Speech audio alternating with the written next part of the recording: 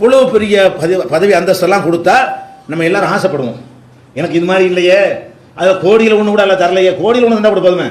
சுலைமான் நபி கொடுத்ததுல கோடியில் ஒன்று நமக்கு தந்தான்னு வைக்க, நம்ம தான் உலக பணக்காரன், அவ்வளோ கொடுத்துருக்கான் அல்ல. அப்போ அந்த மாதிரி அவருக்கு கொடுத்ததுல ஒரு கோடியில் ஒன்று தரமாட்டான்னு நம்ம ஆசைப்படுறோம். அவர் என்ன செய்யறாரு, அடே பரிச்சடா இது தேரணும் பயங்கரமான சோதனை அப்படிங்கிறார். இதுதான். அப்போ இதை நீங்கள் விளங்கிட்டீங்கன்னு சொன்னால் இது ஏன் உங்களுக்கு நீங்கள் ஆட்டம் காட்டுறீங்க? துன்பங்கள் ஒரு மூமினுக்கு ஏன் அவன் அசைகிறான், அவன் ஏன் தடுமாறுறான்?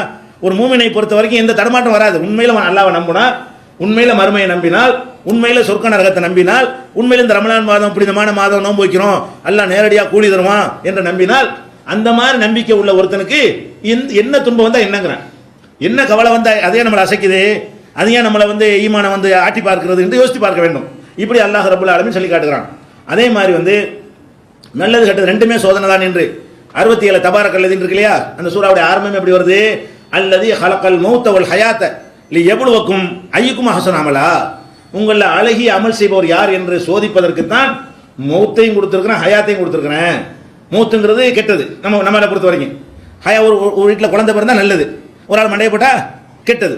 அப்போ நம்ம வீட்டில் ஒரு மௌத்து விழுந்துச்சுன்னா கெட்டதுன்னு நினைக்கிறோம், நம்ம வீட்டில் ஒரு வாரிசு உருவானா நல்லதுன்னு நினைக்கிறோம், ஹயாத்து. அப்போ அல்லாஹ் ஒரு ஹயாத்தை படைத்திருக்கிறது, மௌத்தை படைத்திருக்கிறது எதுக்குன்னு கேட்டால், இதை நீ எப்படி எடுத்துக்கிறேன்னு பரிச்சைதான். எங்கள் வீட்டில் புள்ள சந்தோஷமா இருப்பாங்க, சந்தோஷப்படு, தலகால் புரியாமல் ஆடிப்படாத, அடுத்தவனை மட்டமாக நினைச்சிடாத, அல்லாவுக்கு நன்றி மறந்துடாத, அந்த சோதனை அதில் இருக்கிறது.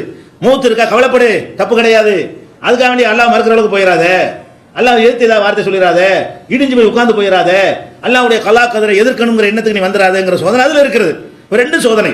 அப்ப எதுக்கு சோதனை என்றால், எவ்வளவுக்கும் ஐயுக்கும் அஹ்சனு அமலா, உங்களில் அழகான அமல் செய்கிற ஆள் யார் என்று சோதிப்பதற்காக வேண்டி அல்லாஹ் மௌத்தையும் படைத்திருக்கிறான், ஹயாத்தையும் படைத்திருக்கிறான்.